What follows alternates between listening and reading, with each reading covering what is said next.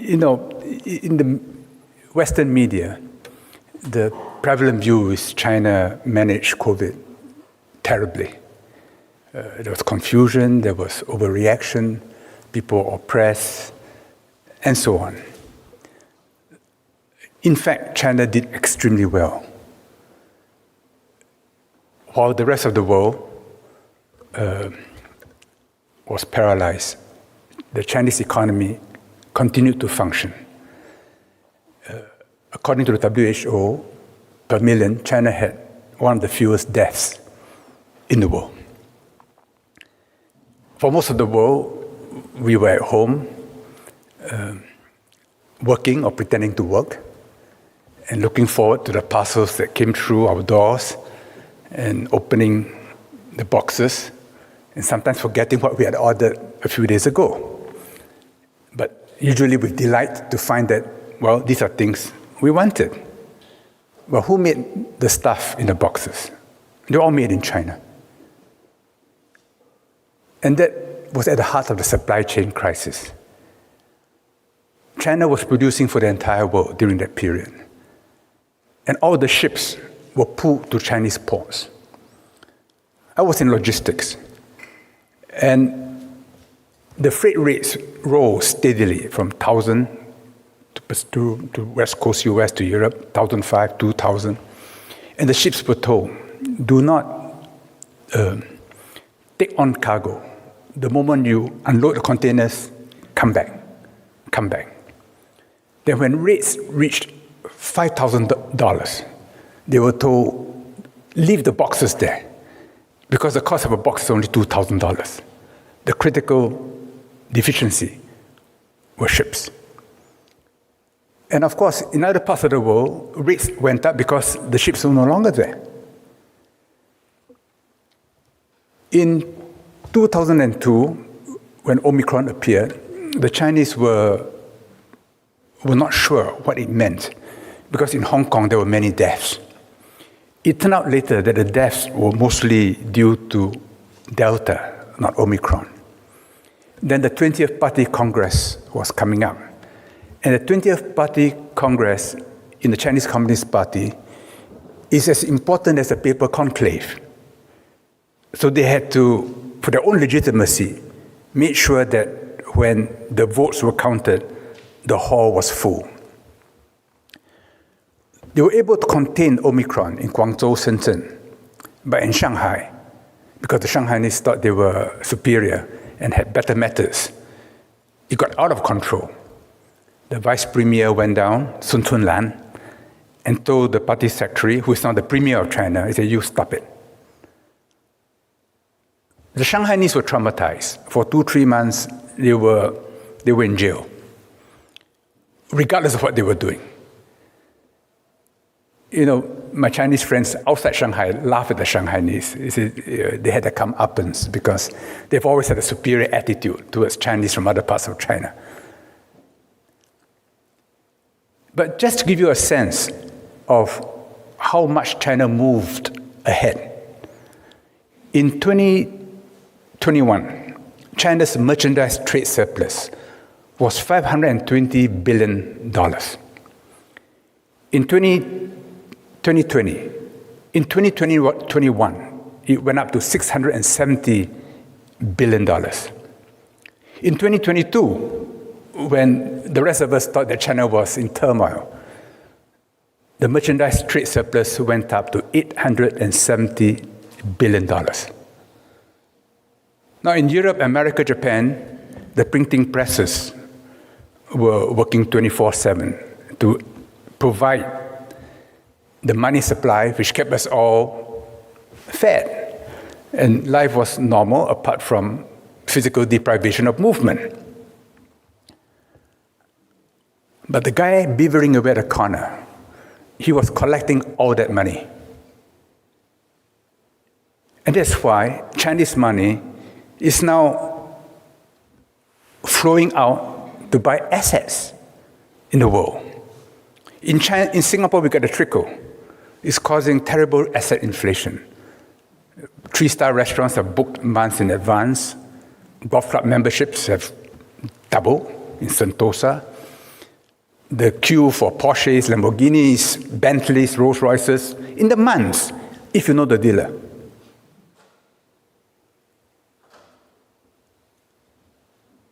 They've always understood pandemics. In their recorded history, there were over 350 pandemics going back to the period of the Warring States. On every pandemic or epidemic, they had detailed records, symptoms, progression, the remedies which were helpful, and so on. And the only assured way of controlling a pandemic is to lock down. Mathematically, you reduce the coefficient to below 1. So the old imperial capitals of Luoyang and Chang'an, which is now Xi'an, they were divided into cells.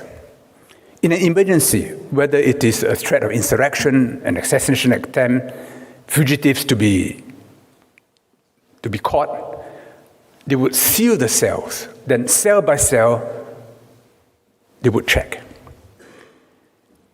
And in the palace itself, in the imperial harem, because the emperor would have many wives and many sons from different wives, it was critical that in the pandemic, they don't lose all the sons. If they lose all the sons, then the dynasty ends. So they have lockdown procedures in the harem. And every dynasty would have to go through 5 to 10 epidemics. There was nothing new to them. So when COVID struck, they knew what was the ultimate solution. Now for Chinese people, they may complain, they may cry blue murder like the Shanghainese did, but in the end they comply because it's socialized into the political culture, into the social instinct. But the foreigners were there, like the Europeans, they couldn't take it. They left. They couldn't take it. Because Chinese culture has its own quality. And it goes back a long time, without a break.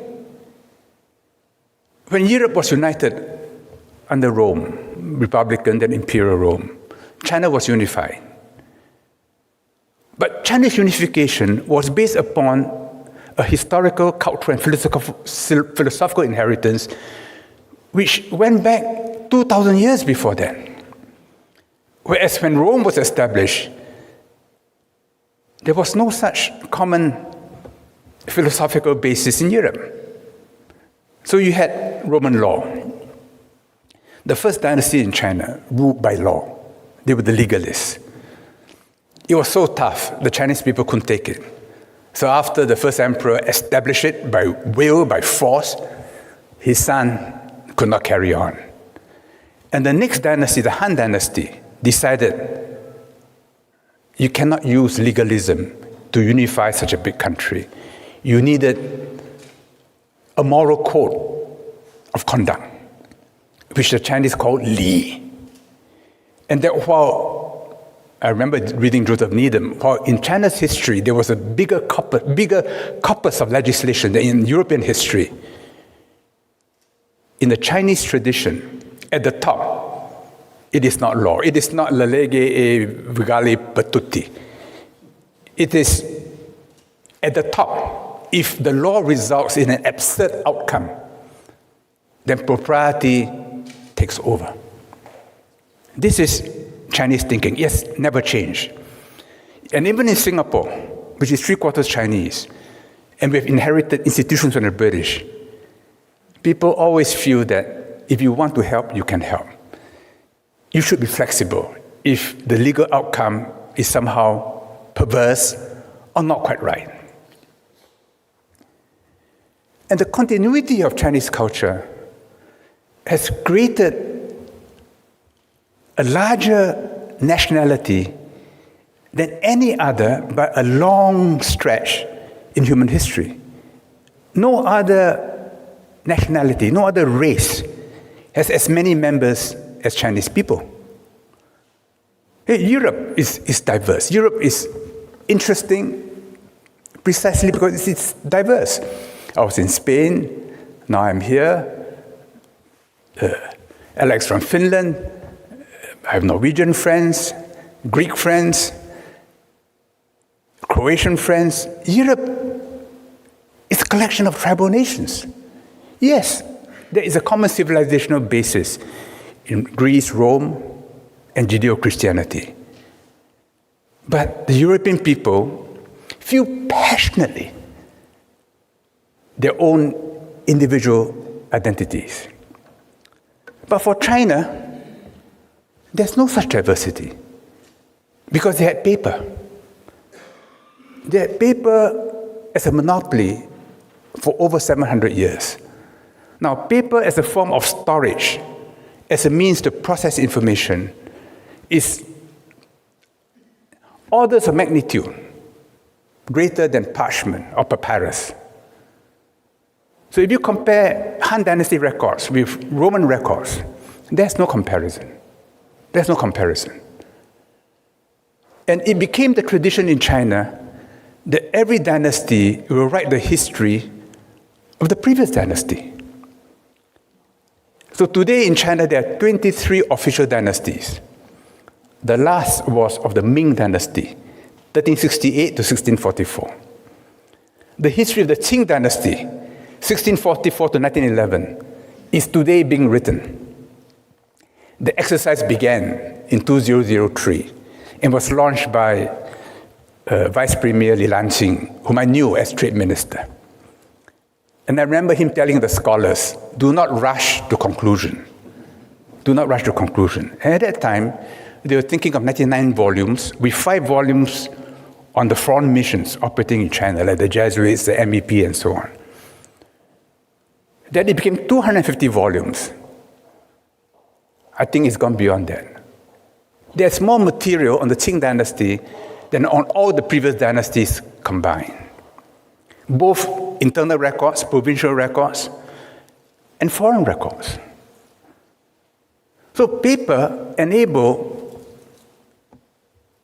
the development of an information-intensive society. So they were the first to record Halley's Comet. They recorded flood levels going back over 2,000 years. If you go to Chengdu, Joseph Needham wrote about it, at Duyanjiang. The same irrigation system developed over 2,000 years ago continues to operate, continues to keep Chengdu supplied with water and free of floods.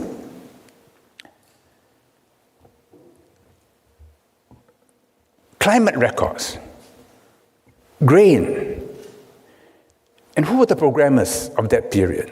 They were the scholars, because it took years for them to understand the language, to write it with a brush. And you can, on a brush, on rice paper, write much more quickly than monks could in the Benedictine monastery. I was just at Montserrat a few days ago and had a wonderful briefing about how the Benedictines kept records for the church, for Europe, for centuries. And in Switzerland, in places like St. Gallen, less ravaged by war, the most complete records of the period of that history. In the 8th century, the Chinese army in Central Asia was defeated by the Abbasids. And among the Chinese prisoners of war were a few who knew how to make paper. And so paper mills were established in Samarkand, Bukhara, Damascus back then. And Islamic civilization went through its transformation in the script and in the thinking, because then they had knowledge. So you had Avicenna and all the scholars of Greek history. By the year 1000, there were paper mills in Cairo. Year 1002, there were paper mills in Islamic Spain. And the Muslims wanted to keep it a monopoly, like the Chinese did. But it leached into Northern Europe, into Northern Italy. And so paper arrived in the 13th, 14th century. And that created the basis of the Renaissance. Now, this role of paper in history is extremely important because you have in the Chinese people a willingness to share information which other cultures do not have. And China today has again become the most information-intensive society in the world. Many people don't realize that during the 3 years of COVID, China was not marking time. People were not at home playing with their computers.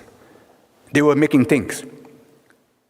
So when they had the motor car show in Shanghai recently, Western companies, Japanese companies were shocked that in those 3 years, the Chinese auto industry surged ahead.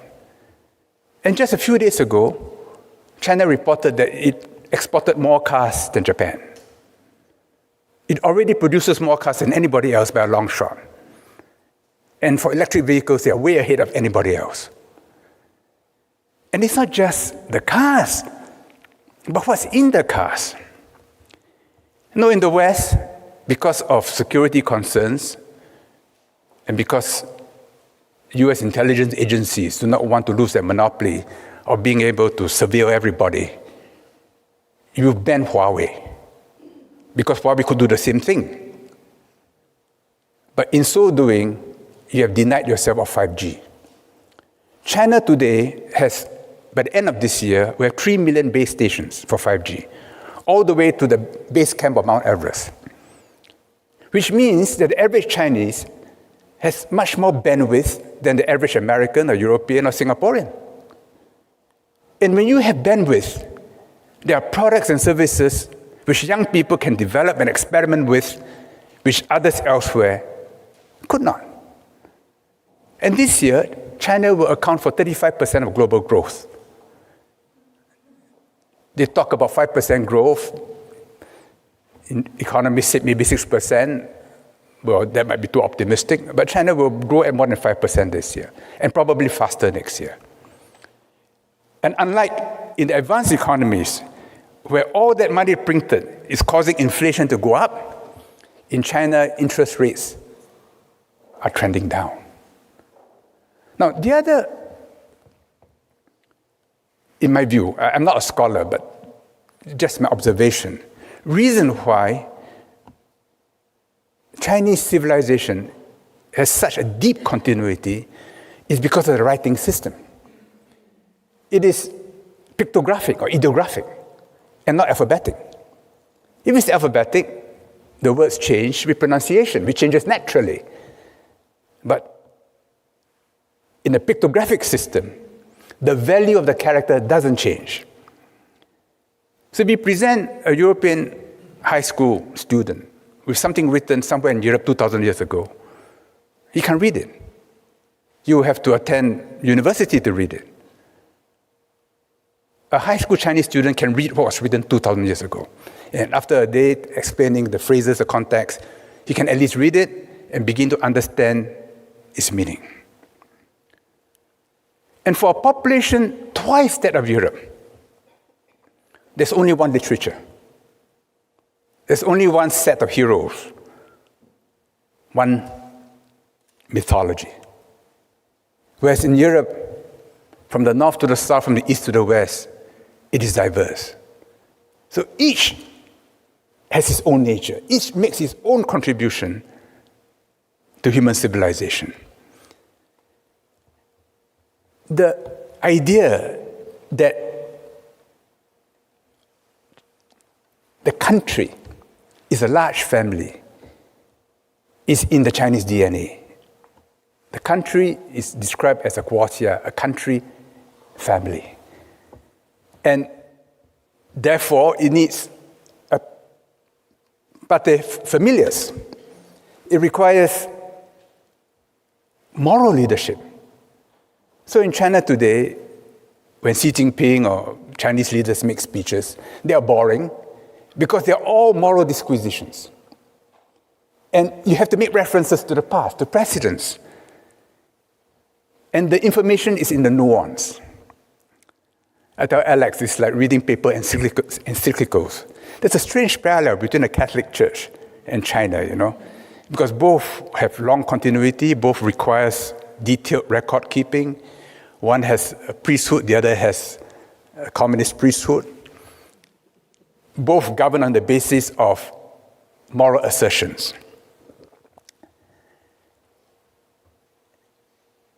those who think that China is no longer communist are very badly mistaken because they take their ideological, philosophical underpinnings very seriously. But it is not superficial Marxism or Leninism. It's Marxism-Leninism as interpreted in Chinese history. Now, I talked earlier about the dynastic histories, 23 of them. Mao Zedong read all of them repeatedly, made annotations with his usual scrawl. So you go to a Beijing bookshop, you can find the 23 dynastic histories with Mao Zedong's handwritten scrawls with what they meant and annotations on his annotations. And yet the last dynasty's history is not yet written. Now, I recount all this just to make a point that China is not easily understood. And the Jesuits, when they went in the 16th century, they knew this. My hero, Matteo Ricci, Chinese name Li Matou, he thought he should dress like a monk, only to discover that in China, monks are looked down upon by the scholars. But he had an encyclopedic memory, and probably one of the most brilliant men Europe has ever produced. So he mastered the Chinese classics. He put on the robe of a scholar. He helped the Chinese correct the calendar, maintain the clocks in the palaces, compared notes with them on astronomy.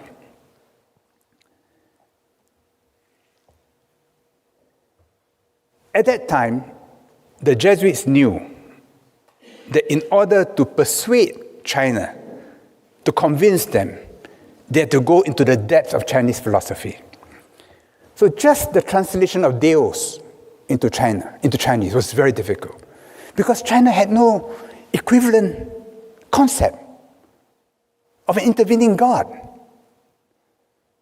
When Francis Xavier went to Japan, he found a name which turned out to be that of a minor Japanese deity.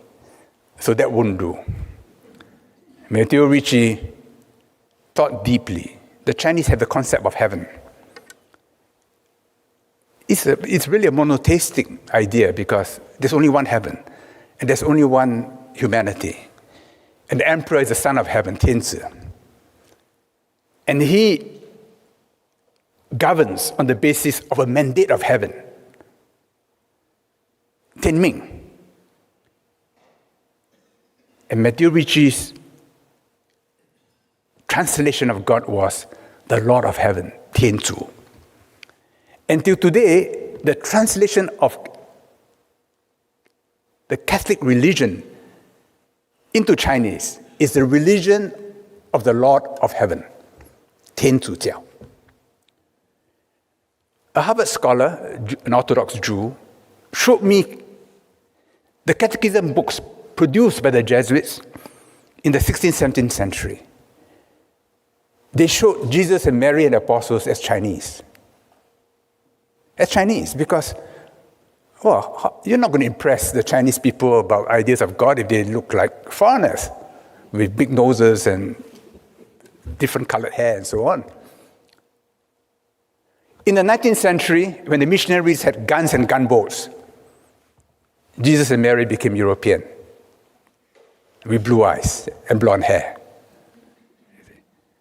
Then it was seen by Chinese revolutionaries as a foreign religion and a threat.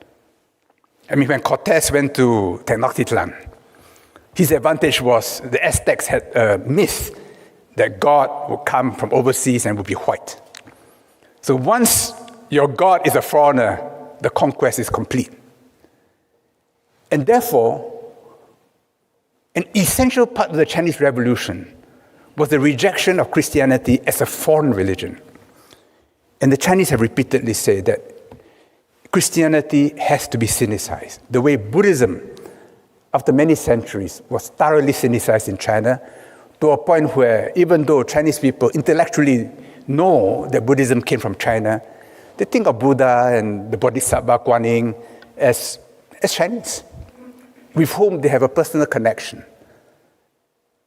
Christianity will have to go through a similar transformation, and in a sense going back to what it was in the 16th, 17th century.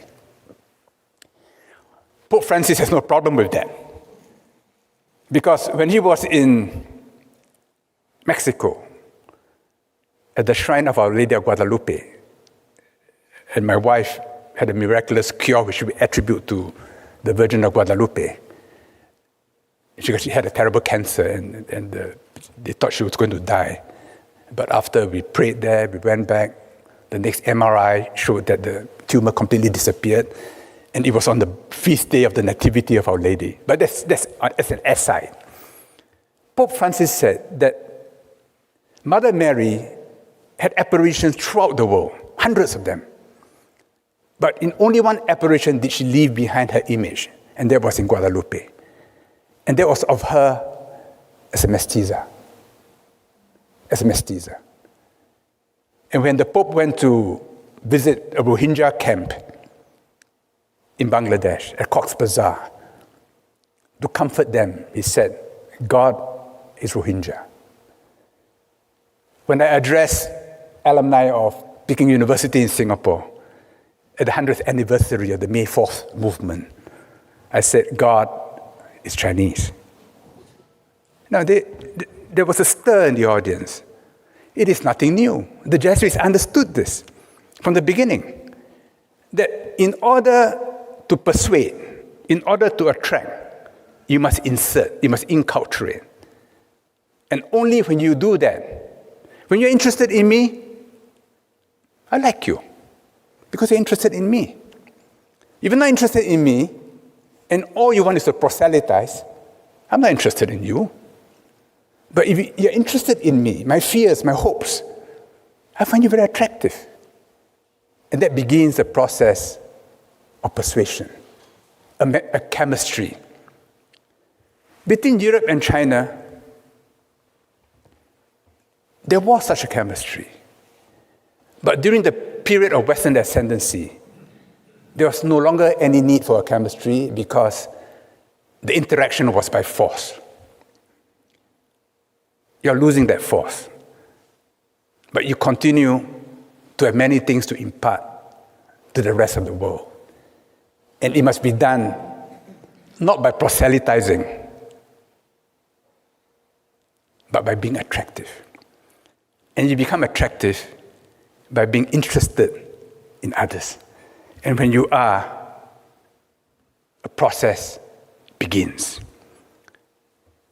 The Chinese, we just had the G7 meeting in Hiroshima. And there were many statements which the Chinese found highly offensive because it asserted a China which the Chinese don't believe is a fair description. And they remember that of the 8 of the G7 countries, if you take away Canada and add in Austro-Hungary and Russia, these 8 countries were the ones who ravaged China in the infamous 8-country alliance in 1898. All Chinese people remember that, how they ravaged China and took away artifacts which are still in Western museums. So when the G7 makes these accusations, emotionally, there is a reaction. But they've decided that they are growing and that the China today is not the China of 100 years ago. In 2003, a big group of scholars produced a wonderful series in 12 episodes, each 45 minutes, called The Rise of the Great Powers, 大国崛起. And it began with Henry the Navigator of Portugal, and how this tiny nation, at the end of the world, at the end of the Reconquista, decided to go out, followed by Spain. And how in Tordesillas they got the Pope to divide the world between the two of them, which was astonishing. Then they talk about Holland and how he created the joint stock company, which was a great innovation in global finance, the idea of limited liability. Of course, it accounts for many of our problems today too, but without limited liability, the modern economy could not have come about, and for which we have to thank the Dutch. The episode on France was fascinating because it began with a debate in the French Assembly about whether Alexander Dumas should enter the Pantheon. And Jacques Chirac weighed in. The commentator said, what country is this? What civilization is this? That there should be a national debate about a writer. On Russia, the episode began with Peter the Great witnessing the execution of his own son, to make the point that reform is dangerous business. And if you fail, you die. Great Britain had two episodes, in one of which they quoted Churchill when he said that Shakespeare is more important, more valuable to the empire than all of India. It was a reflection. The series was produced without rancor, almost with admiration, but with one purpose: to study, to learn, to avoid mistakes. So today, I would say that China's understanding of Europe is much greater than Europe's understanding of China. But to have a chemistry, it must be two-way. And institutions like the SDG should be a part of it, to continue in the tradition of Marco Polo, of Matteo Ricci. The big question in the world today is a titanic contest between the US and China. The US is a relatively young country. The Chinese think that it's almost infantile because it's only 300 years. It's about the length of one dynasty. And to think that a piece of paper, the US Constitution, can forever define that society, they consider a bit curious. But still, it is big, it is powerful, it is almost frightening. The problem is this. The US believes that China will behave like an imperial power when it becomes big or bigger. Now, China's per capita GDP is about 20% of the US today.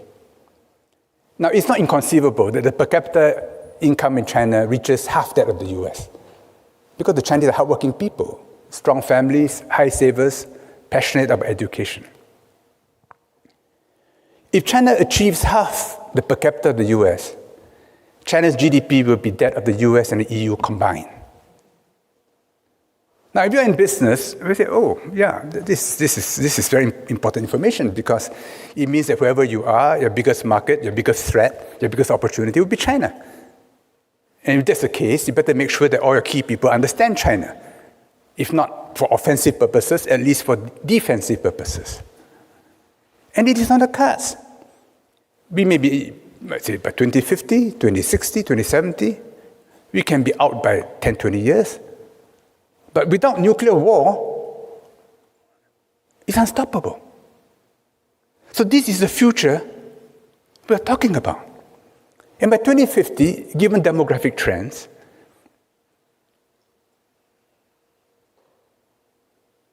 %30% of the world's population will be African, 40% Muslim, and by 2050, maybe 1 in 2 babies will be Muslim. So it is into that world that we've got to see the future and the relations among the great powers. China does not want to take on the US as global hegemon, not because they can't, but they think it is foolish. They think that to attempt to do it will lead to your own self-destruction. And they have ample examples in their own history that when they started interfering in the affairs of others, it will in the end boomerang back on them. The idea that American fleets should be in the Baltic, in the Black Sea, in the South China Sea, in the Sea of Okhotsk, wherever, they think, well, you can do that because you have the capability, but it costs you a fortune. And you can only do it now because you have the US dollar and the exorbitant privilege which comes to the US dollar. Now, we remember in the 60s, the Vietnam War, which was very expensive. And Johnson wanted to carry on with the Great Society program. So in the end, the US dollar had to be depegged from gold, and it led to horrifying inflation, which Paul Volcker later had to squeeze out at horrible pain to the entire world. They don't want to do that. In fact, in my view, they will never open the domestic capital market fully to London and New York. Because you do that, you lose control of monetary policy within the country. And China have always this belief that to preserve its homogeneity, and it's 92% Han, to preserve its homogeneity, you must always build walls around yourself. It can be a physical wall, it can be a capital markets wall, it can be a wall on Hollywood movies, on textbooks, and the most remarkable wall of all, in recent years, a biological wall that they built. You know, in the national anthem, which they sing every day, they talk about rebuilding walls. The Americans don't know this. They think that, like themselves, the Chinese are also a proselytizing missionary power. The Americans, when they come to Asia, sometimes it's cynical, but usually it's sincere. Their wish is for you to become like them. And they kept lecturing Lee Kuan Yew. He got so exasperated. So he said, make me a 51st state, and I'll follow your instructions. Then you look after me, you look after my defense. Now the question for Europe is this. You rely on the US for your defense, for your security. NATO, the Transatlantic Alliance. Is the EU, is that the foundation of the EU? Well, it's a big question in the future of Europe. What is European autonomy? It's not 1 or 0, but in which direction do you want to move? And what happens if the US turns inwards? Does this mean that you no longer have a foundation for European Union? So these are big issues. And the position Europe takes in the world will have a big bearing on whether we have peace or war between the US and China. Because if Europe, because of the Transatlantic Alliance, follows US policy on issues vital to China, particularly Taiwan, the likelihood of war goes up. But if Europe says, look, on these issues we agree with you because we are from the same civilization, but on those issues, no, then the Americans will be more circumspect and war becomes less likely. Because it's not triangular.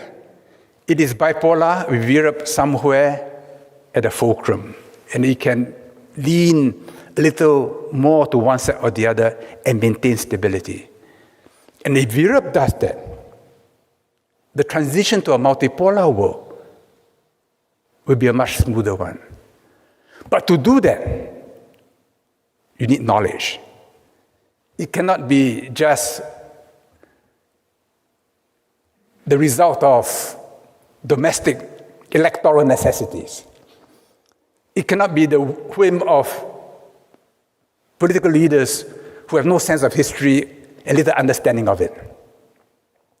You need scholars, you need think tanks, you need Jesuits. This is very important because on the other side, they have their counterparts. And Taiwan is an issue so lightly played that is alarming to me. How European leaders, European countries say, oh no, we love Taiwanese, we love Taiwan. They know nothing about Taiwan, but they love Taiwan. And they love to visit Taiwan, even though they can't remember the names and the places they visit. They do that in order to support the Americans and to satisfy themselves that they are being tough with China. Because China is too big, we've got to show that we are also strong. But Taiwan is the wrong card to play, because for the Chinese, Taiwan is a matter of historical justice. In the 1943 December, in Cairo, Stalin met Roosevelt, Churchill, and Chiang Kai-shek. And in the Cairo Declaration, they make clear that Taiwan will be returned to China. In Potsdam, after the war ended in Europe, July 1945, it was Truman, and then halfway Churchill was replaced by Attlee because he had lost the elections in the UK, and Stalin. And they reaffirmed the Cairo Declaration in the Potsdam Proclamation. In other words, the status of Taiwan was long settled. During the Civil War in China, the American Navy helped the KMT to occupy islands in the South China Sea, because the US accepted that those islands were part of China. They were occupied by Japan as a part of China. And so we returned to China.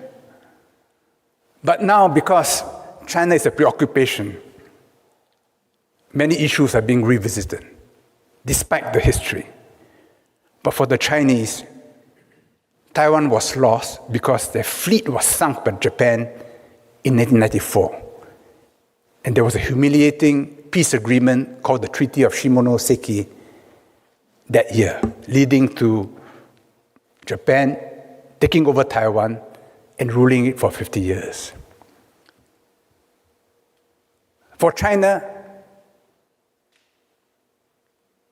it is not an issue which is negotiable. And any Chinese leader who takes a different position, however autocratic, will lose the overwhelming support of the Chinese people. Now, other issues you can talk about. You can talk about trade, you can talk about intellectual property, you can talk about chips. I think the Chinese can look after themselves. But on Taiwan, they will go to war. If they believe that the US intends to keep Taiwan separate, independent if possible, forever. The accusation is made that China is about to invade Taiwan, that Xi Jinping wants to do it for his legacy. This will not explain why in 2015 in Singapore, Xi Jinping, 2 years after he became president, met Ma Ying-jeou, the president of Taiwan in Singapore, as an equal. It was never done before. It was unprecedented. And it was done at great risk to himself. They had dinner at the Shangri-La Hotel. I was in the Quark group at the time, so I asked, who paid for the bill? I was told 50-50, down to the last cent, 50-50. Xi Jinping, of course, brought his 52% Mao Tai from Guizhou. Ma Ying-jeou, not to be outdone, brought his 52% Jingmen Gaoliang. Both very good liquors and very warm words exchanged. Now, Xi Jinping was not doing it for Ma Ying-jeou because Ma Ying-jeou was stepping down. He was doing it for Tsai Ing-wen, whom everybody knew would be the next president. I called on Tsai Ing-wen after she was elected, before she was installed. And she grumbled that the mainland was not forthcoming. I said, but Xi Jinping has just opened a road for you. It's not a superhighway, but it's a pretty good road. She kept quiet. She knew what I meant. But she would not take that road because even though she became president on the Constitution of the Republic of China, her own party constitution of the DPP, the first article says, our mission is to establish an independent republic of Taiwan. So when Western powers lightly encourage the DPP to flirt with independence, you're touching a live wire. and will have consequences. So while I do not believe that China wants to invade Taiwan lightly, I believe that China will move if they are convinced that Taiwan has embarked on the road to independence. China cannot abjure the use of force, any more than Madrid can abjure the use of force if Catalonia were to declare independence unilaterally. Any more than London can abjure the use of force if Scotland were to declare independence unilaterally, or even Northern Ireland. But because you do not abjure the use of force, so we can be polite to one another and negotiate peaceful outcomes. But the mood in the Western media, partly deliberate, partly reflecting the mores of the time, is to paint a picture of China which is very dramatic and very black, and is leading to wrong decisions being taken in Europe. And yet the decisions being taken in Europe will have huge consequences for the world, and of course, for Europe itself. So Alex, let me end here, and then we can have a conversation.